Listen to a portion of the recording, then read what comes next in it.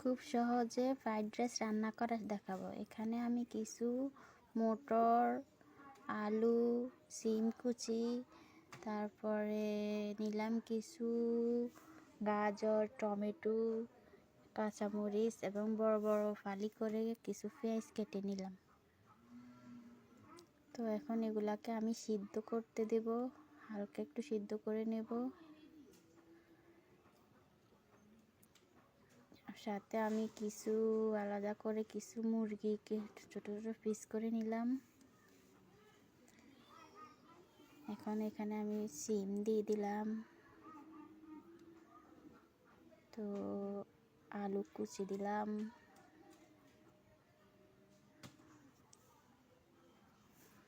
তারপরে দিয়ে দিব এখন গাজর কুচি,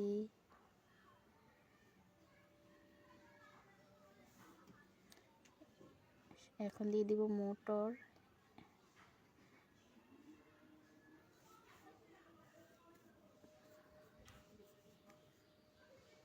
এগুলোকে ভালো করে সিদ্ধ করে নিলাম। একটু লবণ দিয়ে ভালো করে সিদ্ধ করে, একটু লবণ দিব, লবণ দিয়ে ভালো করে সিদ্ধ করে নেব।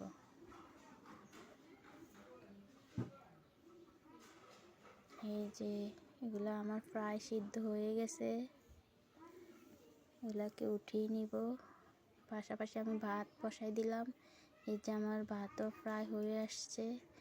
এখানে আমি বাসমতি চাল ব্যবহার করলাম। আপনারা চাইলে ঘরোয়া যে কোনো চালই ব্যবহার করতে পারবেন, তো বাসমতি চাল দিয়ে ব্যবহার করলে বেশি টেস্টি হয়। এখানে আমি দুটো ডিম ভেজে নিলাম। ডিমগুলো ভেজে নেওয়ার পরে এগুলোকে আমি উঠিয়ে নিব। এখন আমি এই ছোট ছোট পিস করা মুরগিগুলোকে একটু লবণ দিয়ে ভেজে নিব। ভালো করে ভেজে একটু মুসমুসে করে নেব। আপনারা চাইলে মুরগি অ্যাড করতে পারেন, নাও অ্যাড করতে পারেন। আমি মুরগিটা অ্যাড করলাম। এগুলাকে ভালো করে ভেজে নিব ঘি দিয়ে। আমি কিন্তু রান্নাটা ঘি দিয়ে করলাম, আপনারা চাইলে সয়াবিন তেল দিয়েও করতে পারেন। তো এগুলো, এই যে আমার মুরগির ফাইনাল লুক।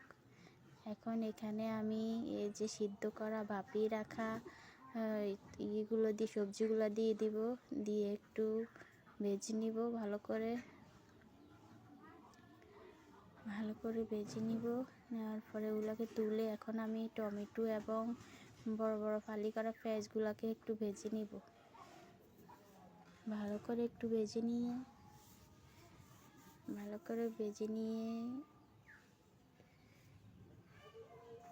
এর সাথে সবজিগুলোকে অ্যাড করে নেব। এই যে সবজিগুলোকে অ্যাড করে নিলাম। সবজিগুলোকে ভালো করে একটু ভেজে নেব। ভেজে নিয়ে কিছুক্ষণ পরে আমি এর সাথে চাল অ্যাড করব। এই যে আমি আমার ভাতটা এখন অ্যাড করব এখানে।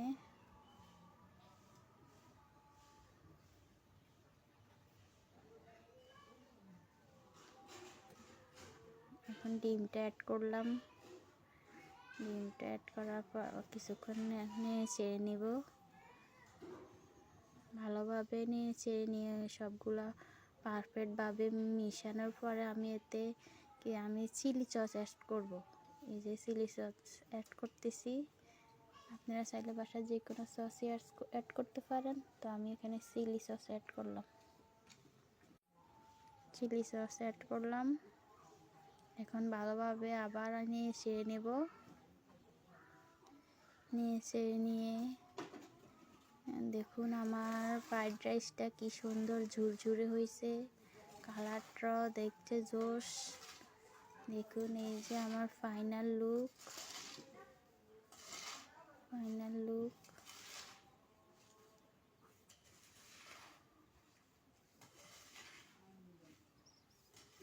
ফাইনাল লুক দেখুন।